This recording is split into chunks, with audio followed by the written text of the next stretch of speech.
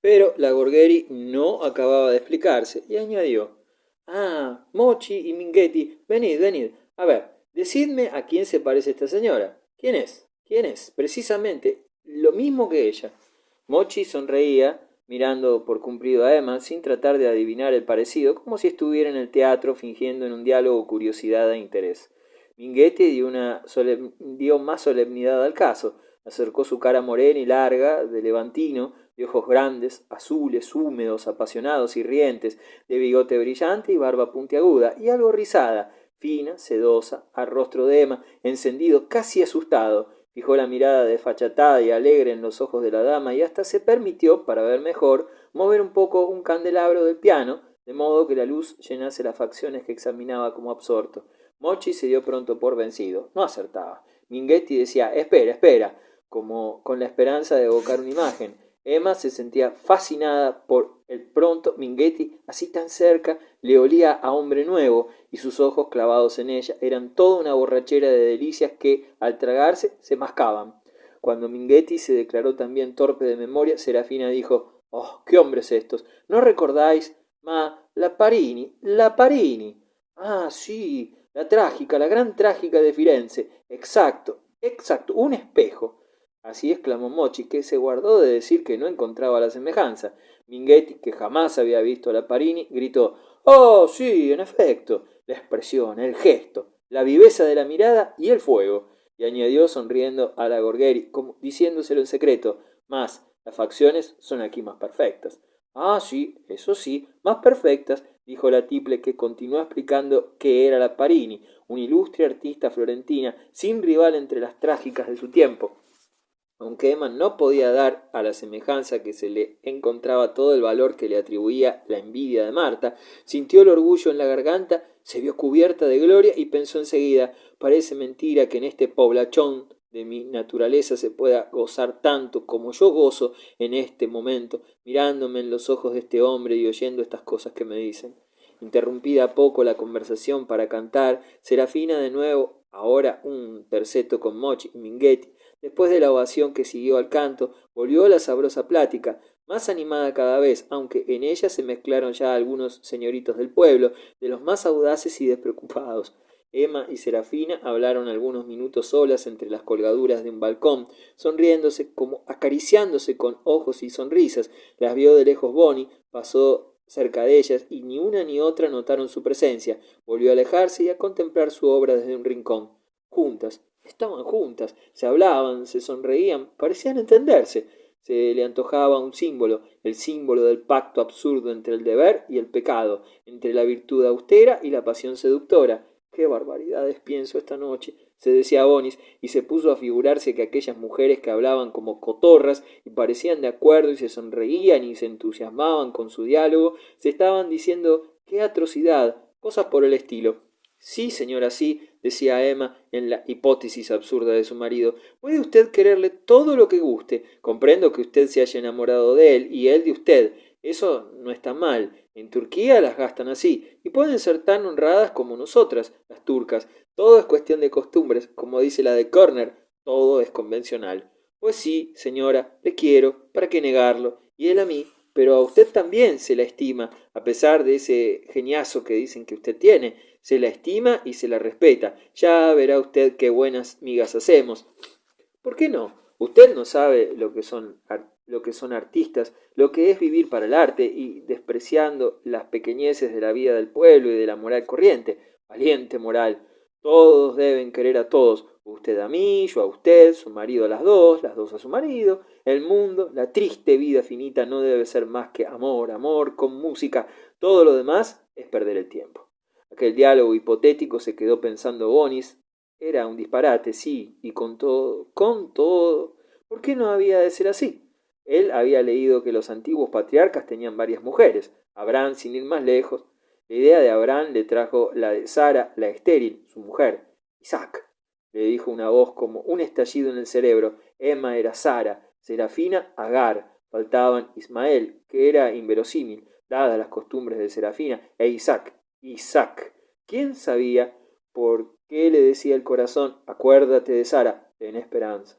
2 veces en aquella noche, que él debería consagrar emociones tan diferentes, se le llenaba el alma del amor de su Isaac, de su hijo. Tenía fiebre, no sabía dónde. Tal vez estaba volviéndose loco. Primero se comparaba con la Virgen, ahora con Abraham.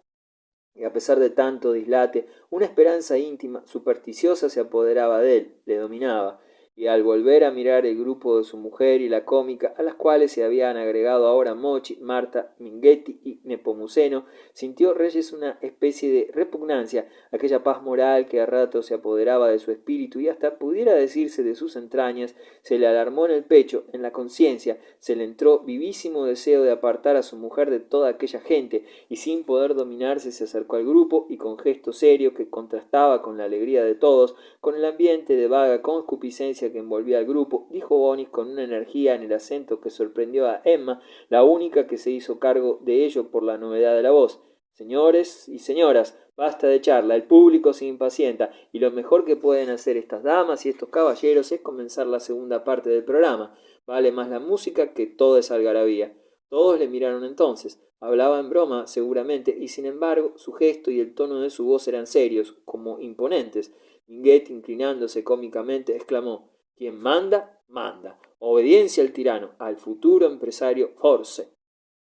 Serafina, dando la espalda a los otros en un momento que pudo aprovechar, miró fijamente a su querido, abrió mucho los ojos con expresión de burla cariñosa que acabó con una mirada de fuego. Bonis tembló un poco por dentro al recibir la mirada, pero se hizo el desentendido y no sonrió siquiera. A cantar, dijo, fingiendo seguir la broma de su papel de déspota. Mochi se inclinó también. Minghetti, después de una gran reverencia, se sentó al piano para acompañar el dúo de tenor y tiple con que empezaba la segunda parte. Nepomuceno se sentó junto a Marta y Bonis, muy cerca de su mujer, que respiraba con fuerza, absorbiendo dicha por boca y narices, y mientras ella, sin pensar en que le tenía allí, devoraba con los ojos a la tiple y al barítono, Bonis paseaba la mirada triste, seria y tiernamente curiosa del rostro pálido, ajado de su esposa, al vientre que una vez había engañado sus esperanzas, y oyendo, sin comprenderla en aquel momento, la música romántica del dúo, se dijo entre dientes: «No importa, más vieja era Sara». 13. Terminó el concierto a la 1 de la madrugada y, como era costumbre en el pueblo, en vez de disolverse la reunión, se pusieron a bailar los jóvenes con el mayor ahínco, muy a placer de las señoritas, que sólo toleraban 2 o 3 horas de música con la esperanza de estar bailando otras 2 o 3 horas. Emma no pensó en retirarse mientras quedase allí un alma viviente. En cuanto a Martha Körner, estaba demasiado ocupada para pensar en el tiempo. Íbale tanto en perseguir las fieras, es decir, en la casa mayor a que se había entregado en cuerpo y alma, que ya ni veía ni oía lo que estaba delante. Para ella no había en el mundo más que su don Juan Nepomuceno, con sus grandes patillas. Desde antes de terminar el concierto habían hecho rancho aparte, en un rincón de la sala, y allí estaba la alemana enseñándole el alma y un poco, bastante, de la blanquísima pechuga al acaramelado mayordomo, futuro administrador de la fábrica de productos químicos Körner, aunque muy metido en conversación con Mochi primero y después con el gobernador militar y el ingeniero jefe de caminos, vigilaba desde lejos, muy satisfecho de la conducta de su hija. Muy de corazón aplaudió la habilidad y delicadeza que demostró su digno vástago cuando 1 y 2 y 3 jóvenes de los más distinguidos de la sociedad se acercaron a ella solicitando el favor de un vals o cosa parecida, y fueron cortés y fríamente despedidos por la robusta alemana, que no bailaba porque, aquí una disculpa torpemente surcida, pero mal compuesta con toda intención.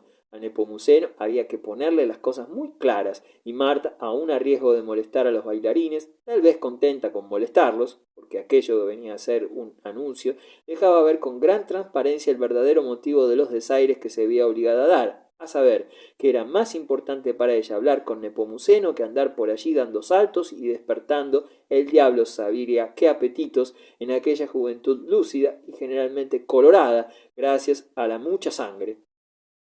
Nepomuceno, que a la segunda negativa de Marta, acompañada de una mirada y una sonrisa de inteligencia para él, acabó de comprender, agradeció con todas sus entrañas el sacrificio que en su favor se hacía, y se hubiera derretido de gusto a no estarlo ya, gracias a la proximidad vertiginosa de la alemana y a las cosas espirituales y no espirituales que ella le estaba diciendo, y sobre todo gracias a ciertos tropezones que de vez en cuando, bastante a menudo, daban las rodillas con las rodillas. Qué elocuencia y qué calor natural despedía aquella mujer, pensaba don Juan, aplicando el mismo verbo al calor y a la elocuencia.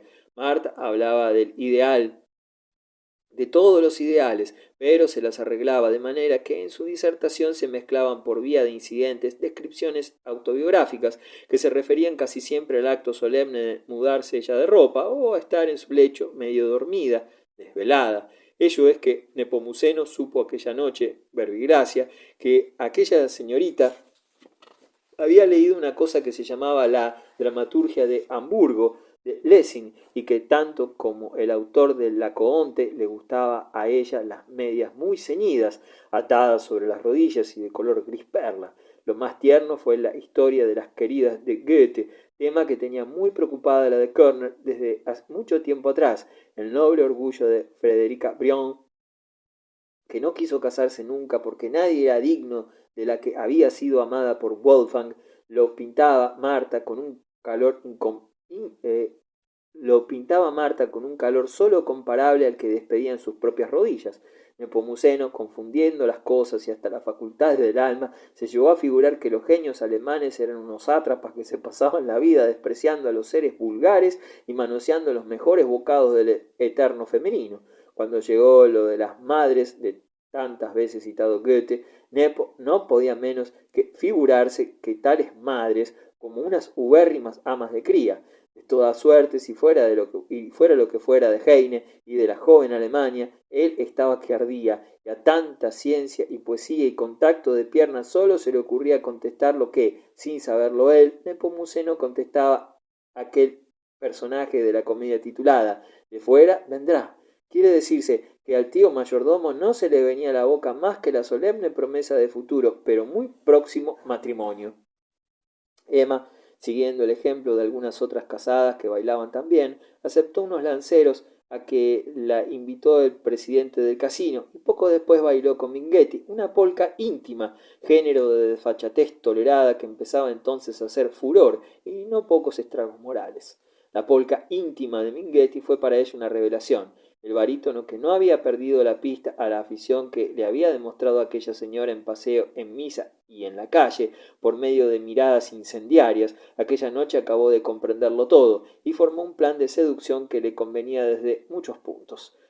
Empezó a marearla con miradas y lisonjas allí, junto al piano, durante el concierto, y al atreverse a invitarla nada menos que para bailar una polca de aquellas condiciones coreográficas, jugó el todo por el todo. Aceptada la polca, ya sabía él lo que le tocaba hacer, y mientras las rodillas hablaban el lenguaje de las de Marta Körner, aunque sin colaboración de los clásicos alemanes, ella, en sus adentros, se entregaba a proyectos y cálculos en que había hasta números, medio en serio, medio en broma, se declaró a Emma mientras daban vueltas por el salón, y ella, muerta de risa, muy contenta, nada escandalizada, le llamaba loco y se dejaba apretar como si no lo sintiera, como si su honra estuviese por encima de toda sospecha y no debiera parar mentes en aquellos estrujones fortuitos. Le llamaba loco y embustero y bromista, pero cuando, después de la polca, se sentaron juntos, en vez de incomodarse por la insistencia del cantante, se quedó un poco seria, suspiró 2 o 3 veces, como una doncella de labor no comprendida, y acabó por ofrecer a Minghetti una amistad desinteresada, pura amistad, pero leal y firme.